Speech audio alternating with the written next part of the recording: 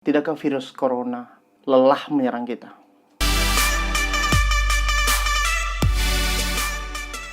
Bisa kita lihat beberapa pekan lalu di Wuhan khususnya, di mana asal dari corona itu sendiri, virus corona itu, kita melihat diadakannya wisuda akbar bagi mahasiswa, dan yang terpenting adalah tanpa masker. Terus kita lihat beberapa fenomena lain, beberapa stadion, tempat penyelenggaraan di Euro, sudah mulai diisi oleh supporter-supporter tanpa masker. Dan apa yang terjadi dengan Indonesia? Mengapa sampai detik ini bukannya malah menurun, bahkan malah meningkat? Kita coba tergaris ke belakang. Tampaknya terlalu naif bagi aku pribadi jika sebagai kaum muda tidak mengambil peran baik dalam menyampaikan argumentasi, opini, pandanganku tentang virus corona ini yang semakin melonjak naik. Sesekali sewaktu mencoba menenangkan kita, rata datar gitu, kemudian naik kembali. Dan tidak terasa, udah lebih dari setahun kita masih aja berkutat pada masalah ini, yaitu masalah kesehatan yang sangat jelas adanya. Maka untuk itu, sebagai kaum muda, dan khususnya di bagian disiplin keilmuan aku di bagian kesehatan, aku ingin mengambil peran untuk berbicara, menyampaikan opiniku tentang corona yang semakin melonjak. Dan menurut aku ini sebagai edukasi kepada masyarakat umum, khususnya kepada kawan-kawan, teman-teman kaum muda yang masih sampai detik ini bebas nongkrong tanpa ada batasan, tanpa memikirkan, tanpa ada rasa kepedulian terhadap sesama. Yang terkadang kita nggak pikirkan, bisa jadi kita sebagai penyalur, bisa jadi kita sebagai pemberi, bisa jadi kita sebagai tempat awal mula keluarga, sahabat, saudara kita yang lebih tua atau berusia lanjut terkena. Tapi kita tidak memikirkan itu, karena lagi-lagi tidak berdampak dan tidak kena di kita. Apakah tunggu di saat ada dampaknya terkena pada keluarga kita, sahabat kita, atau saudara kita, rekan kita, atau kerabat kita, baru kita sadari bahwa corona ini sungguh memilukan? Mari dukung kami para nakes dengan mematuhi protokol. Maka untuk itu, hari ini dengan sadar, dengan keyakinan, aku mengambil peran penting dalam memberi edukasi masyarakat. Aku sadari aku pribadi hanyalah manusia biasa, yang terkadang juga sering emosi, kesal terhadap perkembangan kasus corona, yang seolah-olah makin memuakkan, sampai pada akhirnya sering menyepelekan. Seperti yang aku sampaikan tadi, lebih dari setahun virus corona ini menyerang kita. Lalu timbul pertanyaan, tidakkah corona ini lelah menyerang kita? Jawabannya tentu tidak. Bahkan yang kita perlu ketahui sama-sama, dan tentunya kalian sudah pada tahu, corona malah bermutasi, bahkan sampai beberapa varian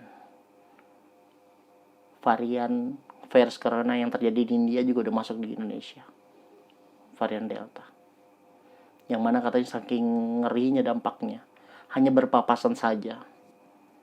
Apalagi di saat kita tidak prokes, maksudnya kita tidak memakai masker, kita berjaga jarak, kita hanya berpapasan tanpa memakai masker, kita langsung bisa terkena. Ya meskipun lagi-lagi dalinya, tapi kalau imun kita kuat kan pasti gak masalah, itu benar. Tapi namanya virus, saat sudah menempel di kita, baik menempel di baju, di badan, segala macam, terus saat kita pulang, kita bersama kedua orang tua kita, apakah ada jaminan imun kedua orang tua kita kuat? Tentu gak ada. Sebenarnya ini video kekesalan, video emosi yang ingin saya buat, video sebagai bentuk respon terhadap kekecewaan tentang corona yang semakin meningkat ini. Bukan semakin meningkat, tidak mengalami penurunan, fakta yang harus kita ketahui bersama, di Kalimantan Timur, per detik ini saat saya buat video, saya baru baca berita, Kalimantan Timur itu menjadi nomor 2 penyebaran virus corona tertinggi di Indonesia. Nomor 2 loh. Tunggu nomor 1 kah? Baru kita memiliki kesadaran yang sama. Bahkan khususnya Kalimantan Timur di Samarinda, tempat aku sekarang berdiam diri, sangat disayangkan. Ini tidak lagi diskusi terkait tentang bagaimana nakes dalam merawat, menjaga pasien. Tapi ini tentang kontribusi kita, baik masyarakat maupun pemerintah, terhadap bagaimana caranya kita menekan angka virus corona biar semakin turun. Aku tidak peduli mau 1-2 orang yang melihat video statement ini, tapi aku hanya ingin menyampaikan keluh kesahku, emosiku terhadap keadaan sekarang yang sangat disayangkan. Seolah-olah kita tidak memiliki rasa empati. Kita tidak cukup berdampak ternyata. Kita tidak cukup mengerti bahwa hal ini membahayakan. Saat ini membahayakan, keadaan saat ini sedang tidak baik-baik aja. Seolah-olah kita semua tidak sadar akan hal itu. Lalu timbul pertanyaan, siapa yang patut dipersalahkan? Siapa yang patut disalahkan? Jawabannya adalah orang yang tidak memiliki kepedulian dan empati. Lalu pertanyaan kembali muncul, siapa terus yang bertanggung jawab akan kesalahan ini? Tentunya jawabannya adalah pemerintah. Karena biar bagaimanapun sebagai seorang pemimpin yang memimpin kami, seharusnya pemerintah memiliki terobosan-terobosan, seharusnya pemerintah memikirkan bagaimana menekan tingkat penurunan corona ini dibanding memikirkan bagaimana masalah-masalah politik yang terjadi di Indonesia, bagaimana tingkat masalah-masalah ekonomi. Karena biar bagaimanapun ketika corona ini tidak teratasi, politik ekonomi akan berdampak. Jadi menurut aku, fokus utama kita sekarang adalah mari kita kembali sama-sama fokus menekan tingkat COVID ini, menurunkan. Jangan sampai kita kembali digiring oleh isu-isu baru tentang politik. Tidakkah lelah kita melihat informasi terbaru kubu Muldoko yang ingin kembali menggugat ke MK? Apa? Untuk kita tuh apa gunanya? Dampaknya untuk kita apa? Yang kita butuhkan adalah aturan-aturan yang ketat, sistem-sistem yang terarah, sistem-sistem yang terintegrasi, agar masyarakat semua memiliki pemahaman yang sama. Meskipun begitu, aku juga tidak hanya menyalahkan sepenuhnya pemerintah. Untuk beberapa keputusan-keputusan, beberapa aturan, aku cukup respect terhadap aturan pemerintah. Hanya saja ketegasannya yang dimiliki pemerintah daerah ini kurang. Sekali lagi aku berdiam di Samarinda, dan sampai detik ini aku masih lihat beberapa tempat di kota Samarinda masih penuh dengan anak-anak muda yang nongkrong, yang tempatnya berdekatan. Dan beberapa waktu aku baca berita,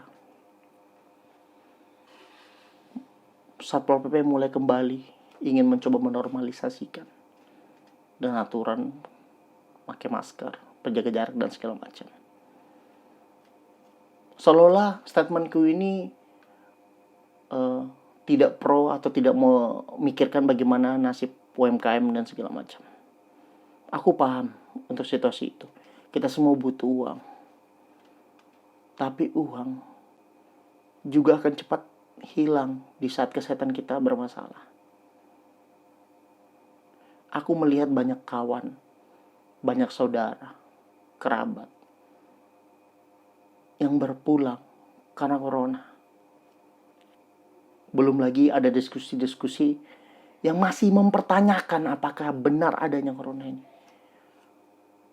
Hey, ini udah setahun lebih. Stop diskusi bahwa kalian sebagai orang yang paling berdampak. Kita semua berdampak. Tapi mari sama-sama kita saling merenungi, saling mengingatkan. Sudahkah kita mematuhi aturan-aturan?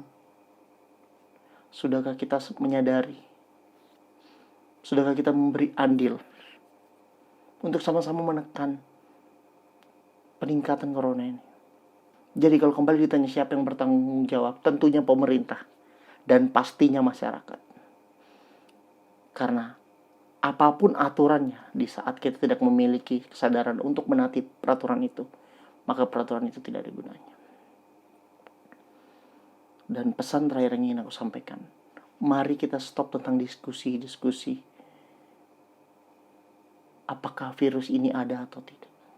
Tapi mari kita memunculkan diskusi-diskusi bagaimana kita bagaimana kita mengambil peran sebagai kaum muda untuk menawarkan solusi atau memberi masukan barangkali.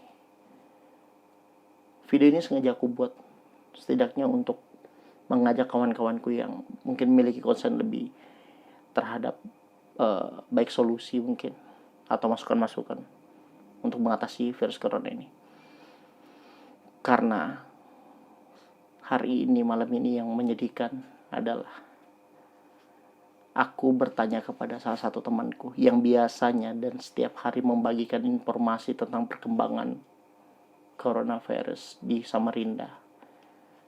Aku bertanya, gimana sekarang kondisi Samarinda? Benarkah Samarinda, Kalimantan Timur khususnya, masih menjadi nomor 2 di Indonesia? Dan kata temanku, aku hanya sekedar membagikan informasi yang ada di grup, tapi aku sudah tidak mengikuti perkembangannya. Sebegitu menyedihkan. Bahkan kalau boleh jujur, aku juga udah gak mau ngeliat data. Berapa yang hari ini naik, berapa hari ini yang turun, berapa yang sembuh, berapa yang udah meninggal. Tapi menurutku yang penting adalah bagaimana aku sama-sama mengingatkan teman-teman, kerabat-kerabat dekatku, untuk mari sama-sama kita membangun empati, memiliki rasa peduli terhadap sesama. Jika menongkrong silakan, tapi tetap taati peraturan. Dan yang terpenting, semoga kita segera mendapatkan solusi yang terbaik, yang mudah-mudahan solusinya itu dari pemerintah, yaitu baik aturan-aturan atau apapun itu. Yang jelas yang terpenting adalah sekarang bagaimana tentang kesehatan rakyat Indonesia, bukan lagi tentang politik-politik yang sebagai pengalian isu maupun ekonomi dan segala macam. Karena menurut aku kesehatan adalah yang paling utama saat ini, yang harus kita perangi dan kita perjuangkan. Terima kasih. Salam keren, Mbak Merah.